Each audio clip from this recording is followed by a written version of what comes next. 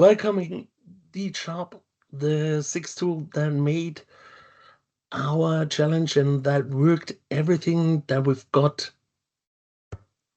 in Willibald, all the problems and the stuff worked through, and I will give them now the time to present. Please enjoy. Go ahead. Do it. Thank you. Vielen Dank. Vielen Dank, Michael. Let's see. Team gets the slides out. They're coming. Very good. First of all, a huge thanks to Michael and the Deutschsprachige Data Vault user group for the chance and helping us get our tool as the sixth tool also to the web page. Niklas still joining. Welcome. Very good. So a huge thanks. We are DSharp and took on the challenge of Willibald, and will now present a couple of words about the company first. Kim, please. Next slide. Very good. Are they moving? They are moving. Yes, our slogan, DSharp revolutionizes the work of the data professional. That is what we are doing. At the very core, we have a data warehouse automation tool, DSharp Studio, which we used to tackle Willibald challenge. And very recently, we are going international and started heavily in Germany. I found a couple of partners already in Germany. Niklas, your mic seems to be on, so there's quite some noise. Thank you. Very good. So next slide, Kim. Very good. This is our core team community. Hundreds of trained users of DSharp Studio, helping partly also each other, and we're helping them in using DSharp Studio. We offer services, mostly in the core trainings and certifications. So we train the developers to use DSharp Studio as efficiently as it can be. We offer some professional services and developer support. At the very core, our software products, namely the DSharp Studio. There's also a DSharp Studio modeler that always comes with the DSharp Studio. Very good. And next, just a couple of words about the team behind Willibald. My name is Konsta Weber. I'm the head of business development and partners. And this is Kim Jonsson, head of product, who mainly did the challenge together with Christian Granrud, who's the head of professional services. So that was the team behind this project. Just also our emails if you wish to ask us something about the software or anything else later on. But now on to Kim Jonsson, who will tell you a bit about our product first and then show how we tackled the challenges. Yes, thank you, Konsta. Hi guys. Thank you. Nice to see you. Though I don't, but nice to meet you. And I am Kim Jonsson, head of product. I will be doing this presentation here. So let's go. So first, an overview of our software. So that's DSharp Studio. And what it does, it generates installable objects for a database server that implement the staging area, the raw vault, our take on the business vault, and the info mart of a data warehouse solution. So we get all the tables, views, procedures, everything that's needed to have this working solution installed. And the way it does it is that we first model something. We model the things, the phenomena that we want to have in our solution. We configure the model in such a way that we catch the way that these things behave, the way that the data that represents these things behave, and the way that the data that comes from a specific source system that represents these things behave. And finally, we map source systems to the elements in our model. So that's it in a nutshell. We are heavily model-oriented, meaning if we have, say, a submodel like this, if all of these classes in our model would have several source systems, we could end up with a raw vault implementation like this. So this is what we generate from that, but we also generate this model layer on top of this raw vault structure. So we make the data look like the model. So every class in our UML inspired object model has its own view here in this model layer, and this view publishes the data from the raw vault depending on what class this view represents. So no matter how many sources, how many satellites you have this person object spread over, it will be only one person view here in this model layer. So this would be the structure that you would mostly interact with when you are building your whatever solutions you are building. Only if you have specific needs, you will need to go into these raw vault structures to query data. So this model layer always presents you with the latest version of each class. So that's the main idea here in being model oriented. So basically, we think about things on a higher abstraction level than the implementation. We don't think in terms of tables, arm's length satellites. We think in terms of things, of classes, attributes, and associations. And these are the things that we put in our model. So now I will show the tool so that you get the idea, and I will create a small model. I will implement a really small data warehouse consisting of one class. So we will have a warehouse filled with persons. Oh, demo effect. I wasn't going to do that. I was going to model in our model editor. So as usual in modeling tools, we can create these classes here. And already by selecting this green color for what I am going to do here, person, I am making some design decisions. So these colors represent kinds of objects, and depending on which color I choose, I get different implementation options. So everything I do somehow affects what the implementation, what the end result is. And person is a green kind of class. It's a party place thing. It's a very central business entity kind of thing, something that takes part in all the action and so on. So a very central kind of color, this green. So this would be the class, and of course a class would need some attributes. So I will just create the person ID here, and it would be of type code. So I can give the attributes one by one like this, or I can use a quicker method. We have this quick input box where we can add by just writing things, and I also mean by just copying and pasting things, we can create content to this model. So I activate this class here and just run this code, and we get these attributes here created. And this text can easily be generated. We have tested AI, works great. You can use Excel if you have some material describing your data structure. You can use Excel to generate these things, and so on and so forth. This will be the only class in our data warehouse currently. And when we have it, the next step is that we start to configure it. And all the time when we are modeling something, we have this analysis thing going on here. So this keeps telling us what we still have to do in order to get implementable object here.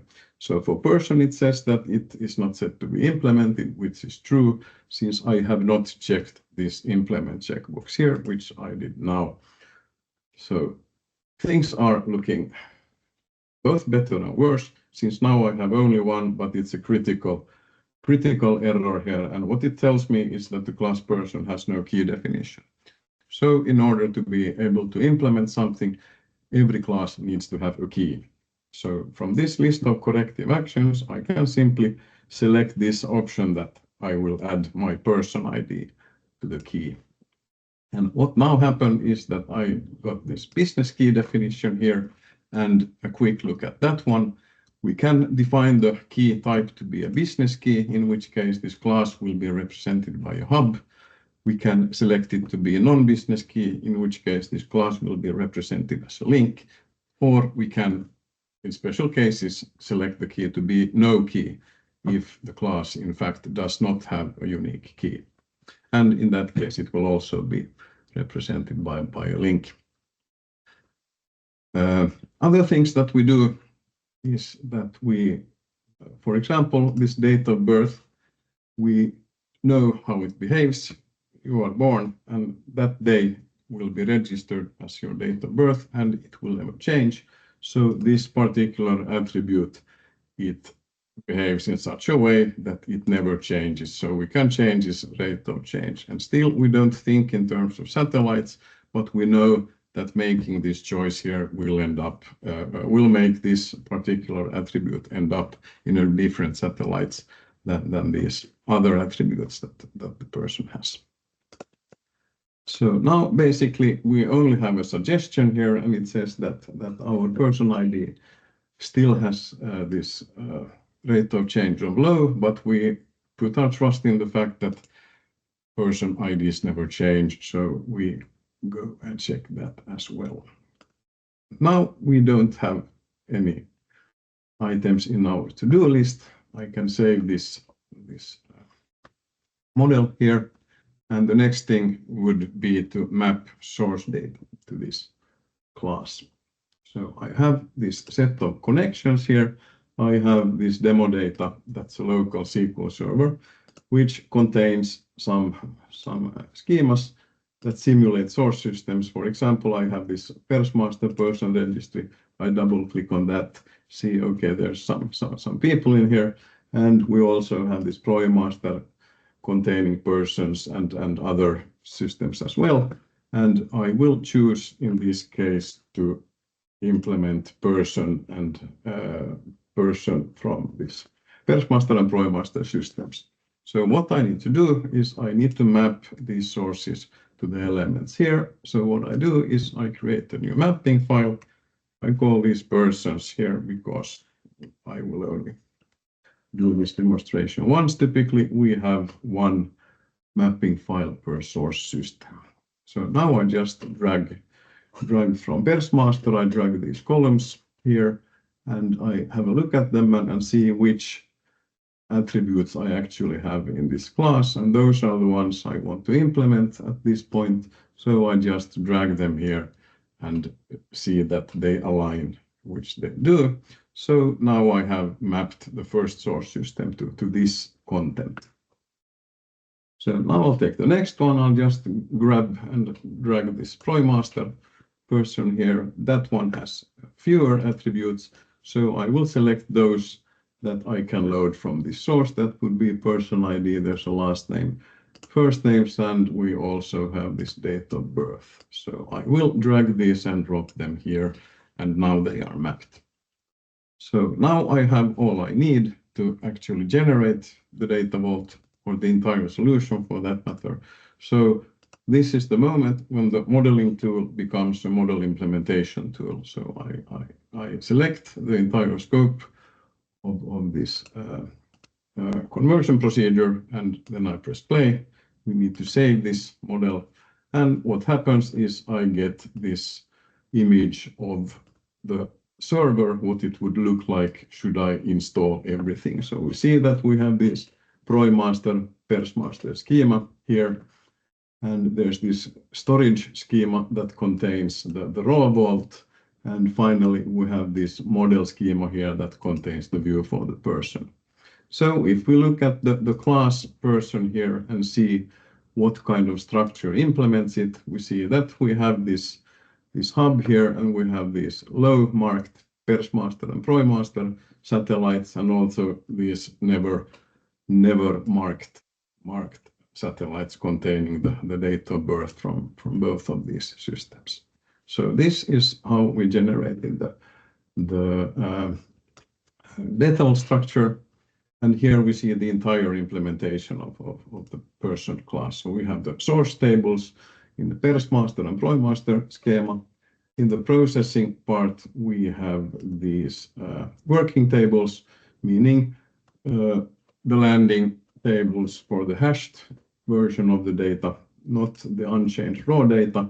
And for each working table, we can have a check, look at how the hashing is performed. So this is the procedure that populates the hashing table. It reads the actual original source data, performs these actions, and puts the end result in the working table.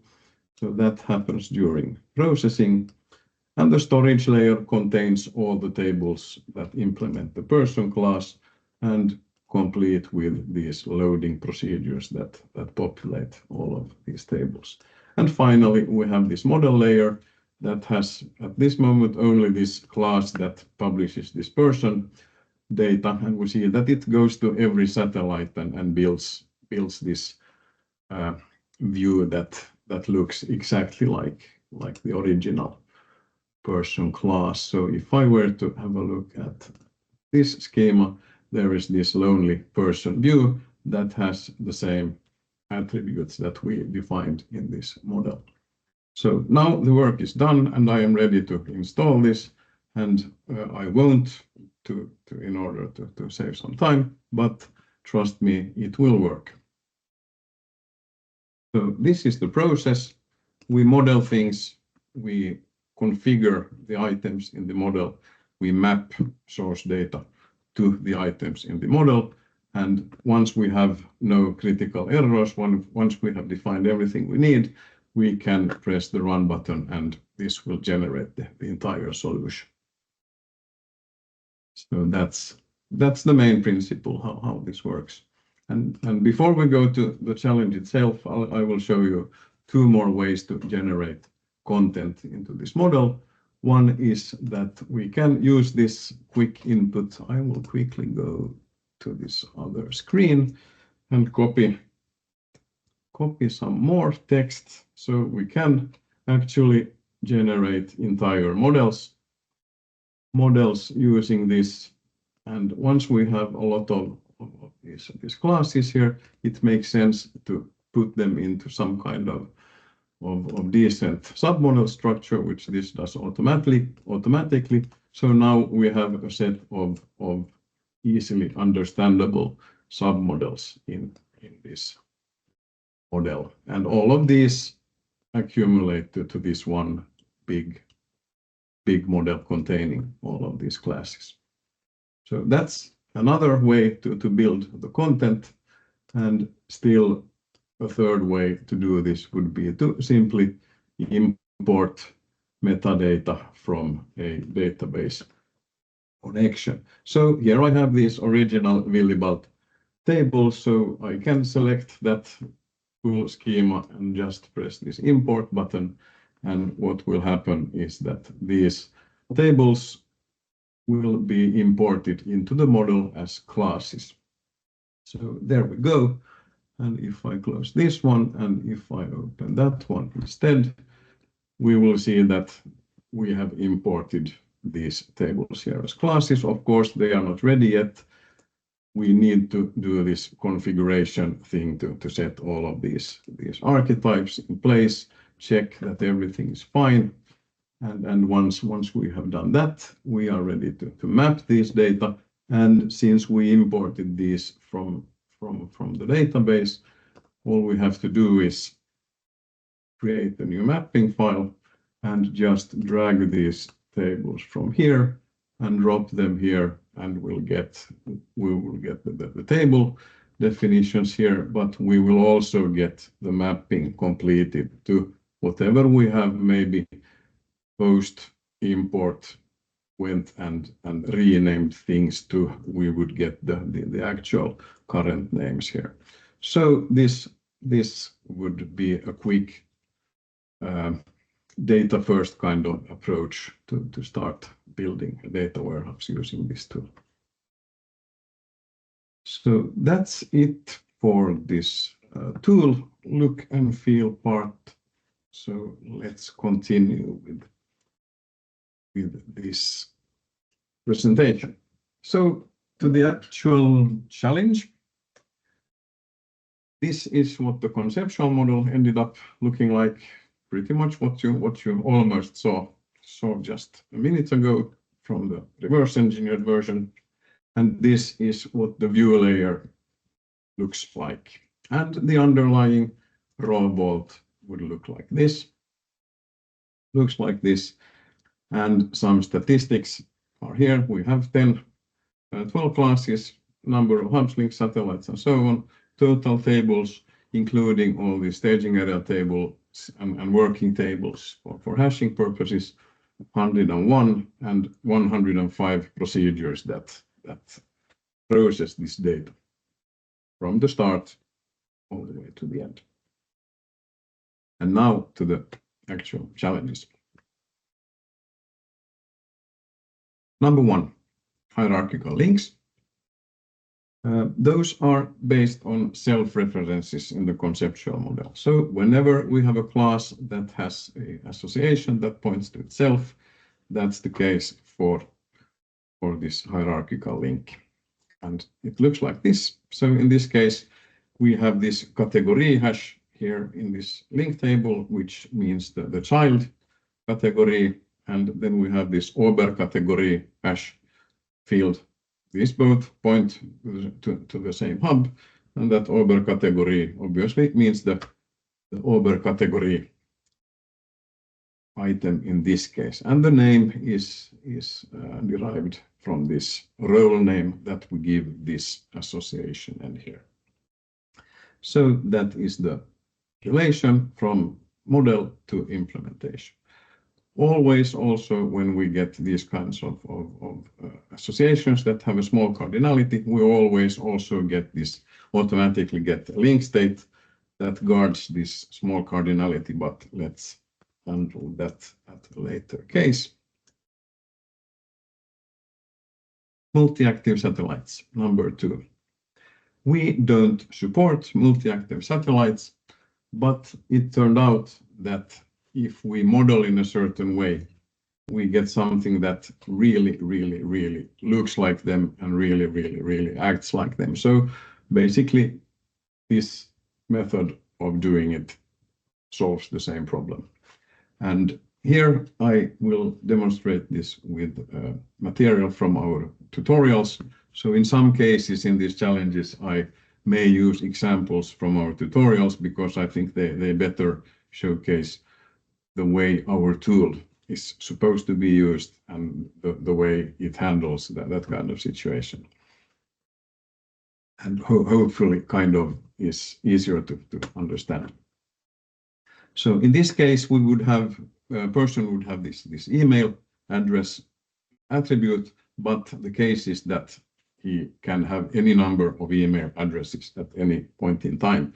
So in that case, we will want to model this as a different class. So a person's email address will be extracted to its own class, and it will have, in this example, only this email attribute here. So the next thing we need to do is we define the class, not the class, the key for this email address class, and we will define it as a non-business key, meaning this will be represented as a link. And as the components in the key, and this is where this gets kind of unconventional. The key will consist of the owning object, which is the person class here, but also the value itself. So, and this is kind of funny, but if you do it like this, this will work pretty much the same as a multi-active satellite without technically being one.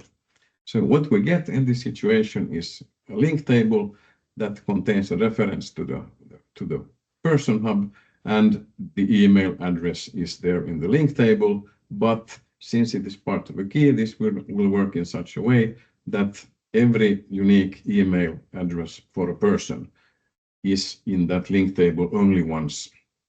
And we get this link state satellite here to guard which batch was the one last loaded.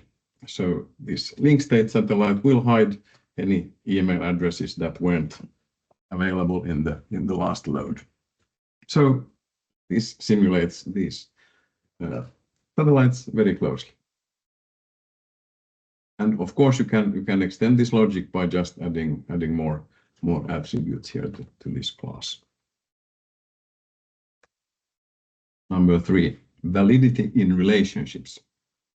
The most important thing in this model-oriented approach is that the view layer in the database should always be in sync with the model. So if we have associations that have a small cardinality here, 1 or 0 or 1, the view should never, for any given category here, give more than one overcategory.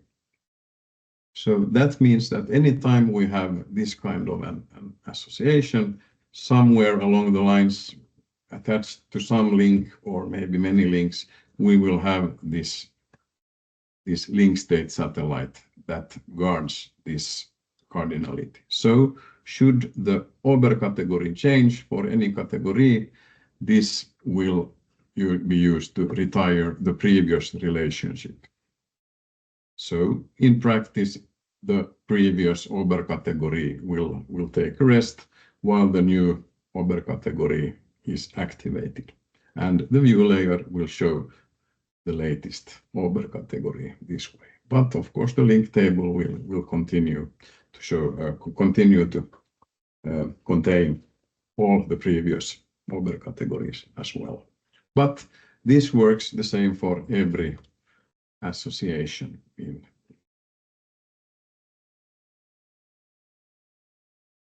many tables. And this is also a central thing in our way of modeling.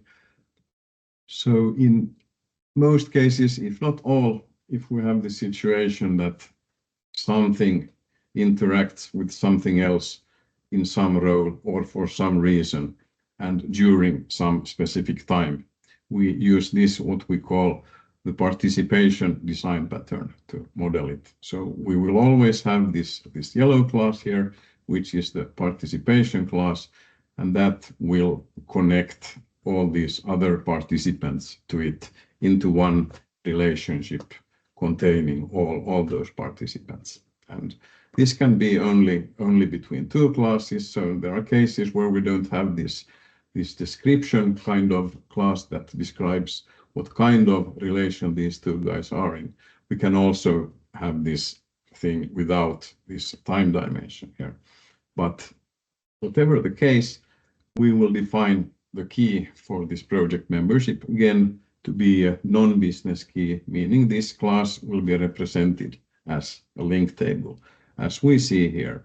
So this will translate into a link table that joins these two hubs together. And also we can note here that all references to these blue description kind of classes are soft references. They are not hashed at this point, and I will go through that 2 points further. Early integration, number 5. This is not a modeling thing, this is a mapping thing. So as you saw from the person example I did, we get integration around the same hub if we, from several different sources, which are here in this Willibald case, map to the same class. So in this Willibald case, we had this Bestellung that had two sources. It had the webshop, it had the webshop source and it had the roadshow source. And these two would be two different sources mapped to the same class. And the end result is here. They have the same source, but they have source-specific satellites. So this would be the way to do it. Also, we can use key groups if we want to integrate different source systems data. And we can use key groups either to, well, in any case, we use the key group to define the context within which some specific key values mean the same thing. And we can use these key groups to either integrate systems that use the same values for the same thing, or we can use it to separate systems. So even if there would be the same key for the same thing, or indeed for a different thing for these different systems, they would still get a different hash. So typically, we could have the case that we have 3 systems that have the same key values, meaning the same thing. Those 3 systems would get the same key group. We could have another set of 4 systems that, again, share the same key value for the same thing, but it would be the different value than in the previous group. So this second set of systems would get their own key group. And like that, these 4 systems would have these keys integrate nicely with each other, and the group of 3 systems will also do the same, but these 2 groups don't integrate automatically together. And in this Willibald case, probably what would have happened if we would have used this is that we first started loading this webshop data, and we didn't apply any key group at that time. So whatever was the key would be the one that would be hashed, and that would produce some sort of hash value. At some point, we decided that okay, we will start we will have these roadshows, and those will also generate orders, and they may generate the same order numbers, but we don't want to confuse the same order number from the roadshow with the same order number from the web shop. So that would be the moment when we, for this Bestellung class, would assign this, for this Willibald RS source, we would assign this RS key group. And simply what takes place after that is that these original web shop loads would continue to happen without any additional things added to this hash calculation. So they would still produce hashes the way they used to up to here, but this new source will have this RS, this string here concatenated to its hash. So even, oh, my keyboard is acting up. So even if the actual key values would be the same, they would automatically get a different hash value. So that would be the use of key groups in a case like this.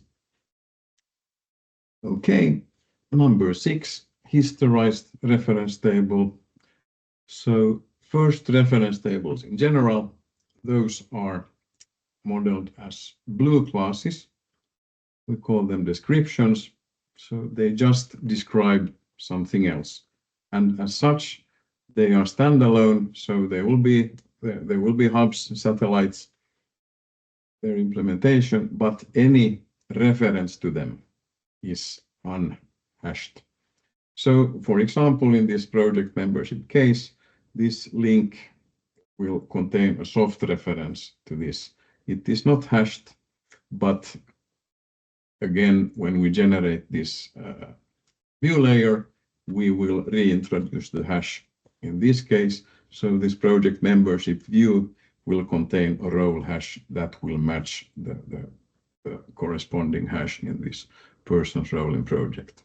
So this view layer will always have these hashes, even in the case of these blue description classes being soft referenced here, and this is by design.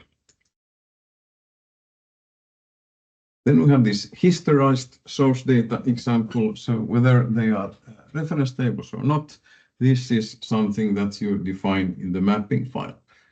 So here we have this case where we have versioned person data. We have the set of normal attributes that we have mapped to person, but in this case we have this change date that the larger the date, the newer the version of the person data, and the same file contains several of these versions. So in this scenario, we can go and check this version column here, that check mark there, and what happens after that is that we can select the class in the UI and do this batch load history data thing, which generates a loop that loads the individual rows from older to newer all the way into the data warehouse. And this would be something that we usually do as a initial batch load of this kind of data. And if it continues to be delivered to us with this version data, this checkmark has that effect on the hashing and loading procedures that they will only consider the latest row anyway. So one initial load, and then we keep loading normally, but only the latest version. 7. Duplicate data. So in the challenge, product has invalid duplicate rows. There are two kinds of duplicates. There are actual real duplicates, identical rows, and there are also rows that have conflicting information, but they lead to the same hash. And both of these are handled in the same way, in the same mechanism. If there are duplicate hashes produced during hashing, those rows will be thrown into error tables before the load continues. And this happens when we have explicitly put this, turn this hash duplicate handling method on a class-by-class basis. So, forgot to mention, we can also do it the lazy way.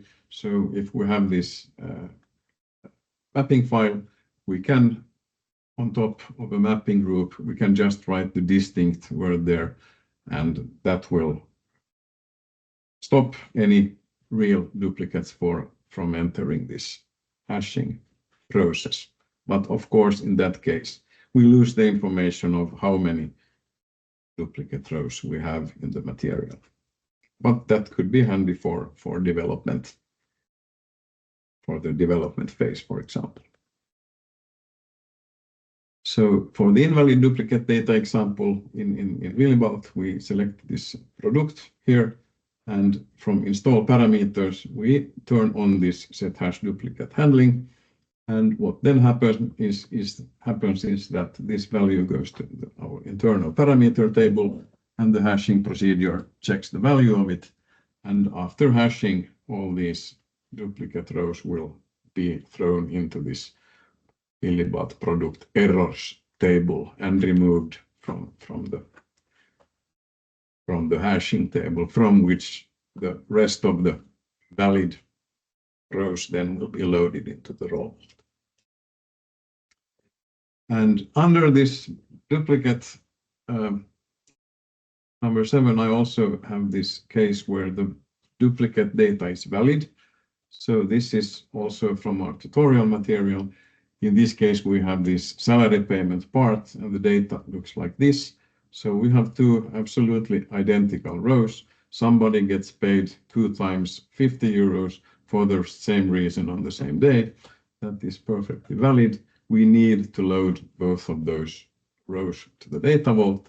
And what we do is we can define the key of this salary payment part class to be of type no key. So we just state that this actually does not have a key. And the consequences of this is that our hashing procedure changes. So both this work table and the target table, in this case, a link table, will get this hash index column added to it automatically. And when we hash all rows that are duplicates with each other, we'll get this running number, which is also included in the hash. So they will get a unique hash, which of course is needed in order for them to be eligible for loading. And after that hash has been generated, they will be treated as just normal valid rows and loaded into the target table of the raw vault. Number 8, rows without business key. If we have a class that has a key definition that is a business key and that only contains one attribute, and in the incoming data, that column for that attribute is null. In all cases, those rows are moved from the working table after hashing to the error table before loading. So there is no need to turn this feature on. This is always on and it works automatically for all incoming data. Number 9, change of attributes. This is also built in every load of every satellite. So we have this hash diff test, and this is simply just how it works. If the hash diff has changed for the same hash value since the last load, we will get a new value, a new row in the satellite. Otherwise, we will not. Number 10, deletion of business keys. I have split this into 2 cases, full loads and delta loads. And I'm using as an example this generic example to explain the mechanism. If we don't do anything, if we just install a class and start loading, and if we have full loads and suddenly something that we have loaded previously is missing from the latest load, nothing will happen. We will not mark anything as deleted. To track how these previously loaded hashes come and go, we must explicitly turn on state tracking for the class, and we do that by checking this check mark here in this class property grid. Oh, my keyboard is acting up. And when we do that, the hub will get this state tracking satellite. And for full loads, every time something that has been previously loaded is missing from the source and is missing from the latest batch, the missing hashes will be registered as deleted. So that's the basic default case. If we have the case where, say, this person is loaded from 2 sources and full loads from both sources, if we have the case or if we have the batch that only loads from one source, then we will get an entry in the log that says that the other source was empty. I don't have the information to register any rows as deleted in this situation. So for those cases where we might want to register deletions, even if we are not loading everything, we have this source aware case here. So we can actually, for a class, turn on this set partial load detection.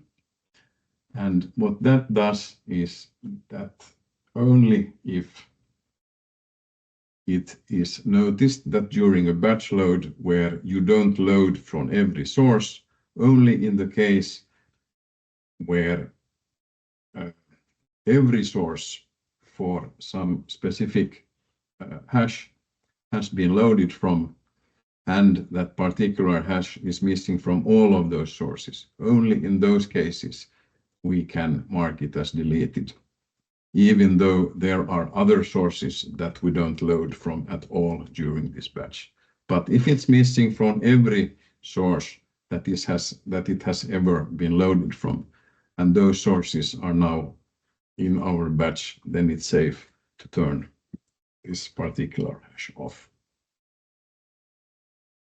So that's how it works for full loads. Then we also have a variant for delta loads. And here the logic goes that we shouldn't mark anything as deleted if it shouldn't be in the source data in the first place. And an example of this is in Willibald. For example, we have this order, and an order has order rows.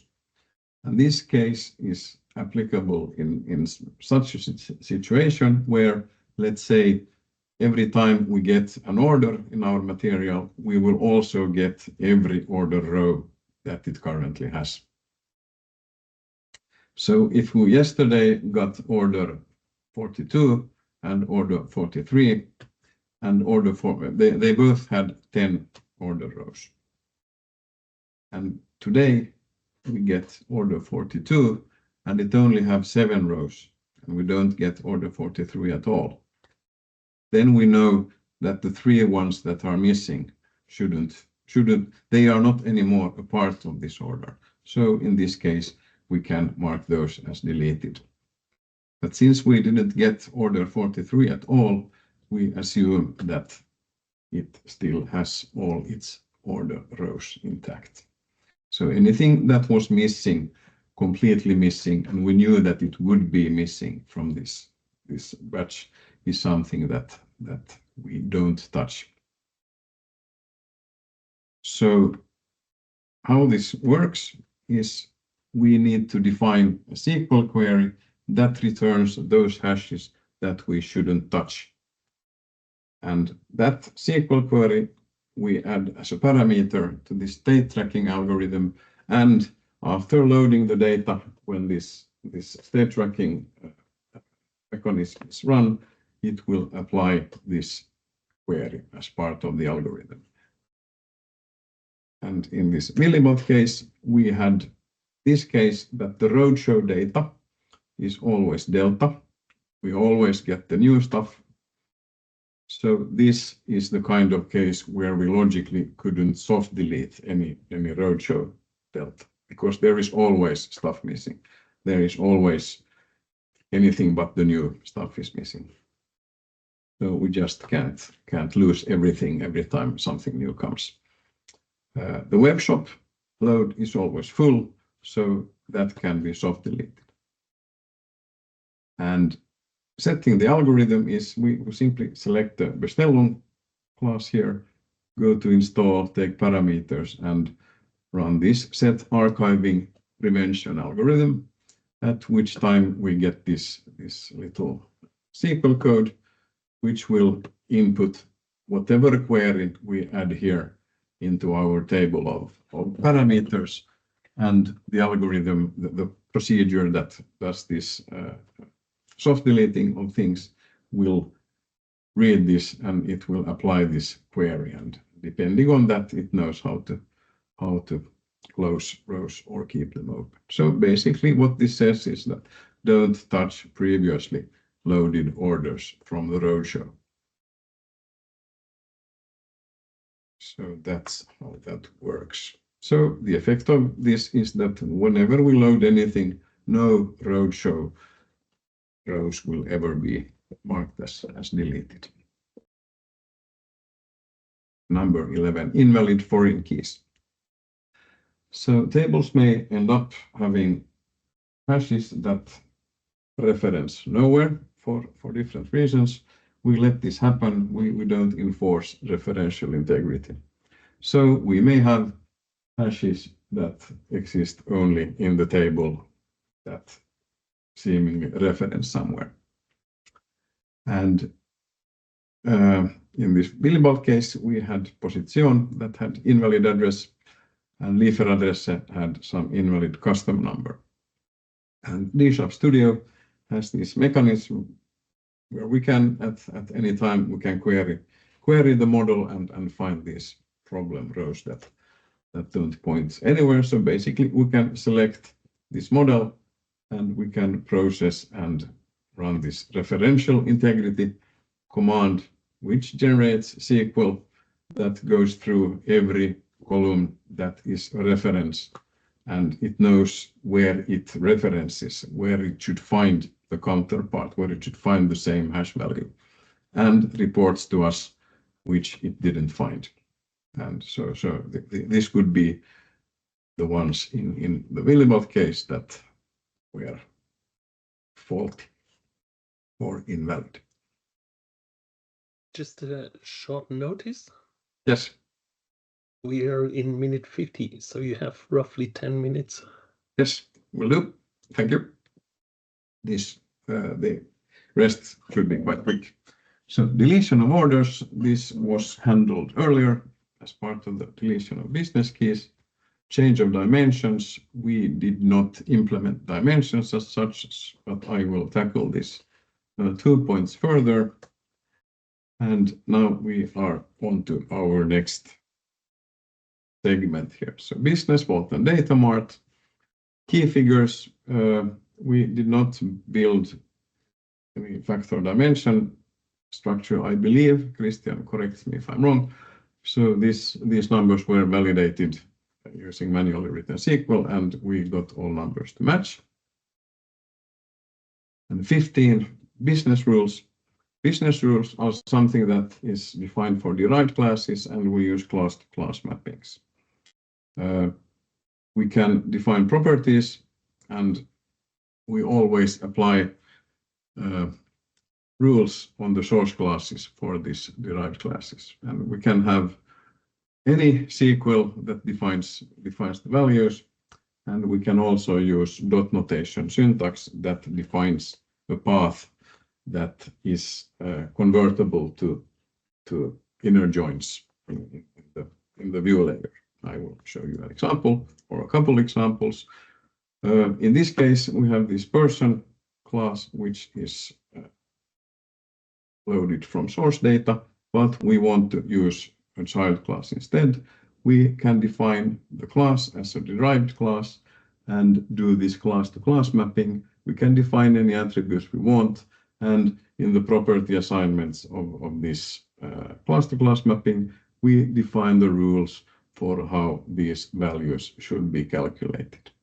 So in this case, we want to have people that are 18 years or less, and here we calculate different versions of the ages, and we use these attribute names directly from this source class. And this is the view that we get. And this is something that we can use instead of person in those cases where we want to query data related to children. Another case here is that if we want to know who is the project manager for a specific project at a specific time, we would need to query these 4 views that we have in the model layer. So to make this more simple, we could just define this project member derived class and pick a couple of interesting attributes all over from these classes and define how they should be populated. And here we use this person.lastname syntax. It means that when this project membership is the source, person.lastname means that we take the step along this association towards person and go pick the last name attribute value from there. So every dot here in this dot notation syntax leads to an inner join here in our view layer, and this is a way we would also implement facts and dimensions. And just to test quickly, I did a couple of days ago here, so I did these to test if they would work. And here we have this other variant. This is a pure SQL kind of class-to-class mapping where we can apply any kind of SQL. And in this particular business case, we define the Kunde and the Vereinspartner as was requested in the original material. So we could have done the things this way as well. Other criteria. So data lineage, since this generates every step of the way from which and from and where the data goes, all that information is available, and we print it to the HTML documentation, and in the UI we can explore it on this table level. So we can see the data lineage from the staging area object all the way to the model layer and beyond to these derived classes, how the data moves, traverses through this structure. Error handling, apart from those we have already discussed, technical errors don't halt the process, but they get logged. Conversion errors aren't hard errors. So if a conversion of a value fails, we load it as a null value, but we also load the original unconverted value, and these can be found using these conversion errors for the entire model or a specific class. So this simply queries the data and reports every instance of a conversion error that has happened. As far as orchestration goes, we have this top level hash all and top level load all procedure that calls these system specific variants, and calling hash all load all will in practice load everything that is in the staging area at that point, and after the load all command, the data will be available in the model layer in the views. Currently, we do not define any custom orchestrations, but we provide this set of procedures. So these know what to call and when to call them. Calls will be made in the correct order. Deployment, we select the classes to deploy, and we get a non-destructive installation script. So nothing is ever deleted. We install new objects. If column lengths need to be increased, that happens, but we never delete anything. And views are replaced, procedures are replaced, and we have templates for radical changes. For example, if you change the key type from business key to non-business key, you will lose a hub and gain a link, and there is some manual work that you need to do in that case. So we get templates for those cases, but the standard installations are safe. And scheduling, we do nothing to scheduling. Scheduling is something that the target platform takes care of. And then finally, database and installation. Here are the supported databases. So it's the Microsoft set of choices, and we have this one open source variant as well. And Snowflake, we have actually had it in beta a long time ago, but we put it on hold at that time, but now we are reactivating it again. So expect Snowflake to be among the supported databases soon. And the target platform it's the last thing that gets applied. So we can change this target platform at any time, and after that the model will be generated for that target platform. And finally, installation requirements. This is quite a standard Windows executable. It takes roughly 300 megabytes. It requires some memory, and the models themselves are pretty small. So there is, the footprint isn't particularly great or big. And for teamwork, we recommend some tool to handle Git, and we will also have Git integrated at some point. So at that moment, this need kind of goes away, but this is the current state. So it was also the last item. And at this time, I thank you for listening, and over to Konsta. How many minutes left? 1 minute left. Okay. Very good. Thank you very much, Kim. Well. You used it very well. Just our contacts, if somebody has some questions, write us an email, call us about the tool or other matters. And if I understood correctly, we kind of like our part for the presentation is now done, but if there are some questions or comments, then I understand there's room for that. I don't know if Michael wants to stop the recording now.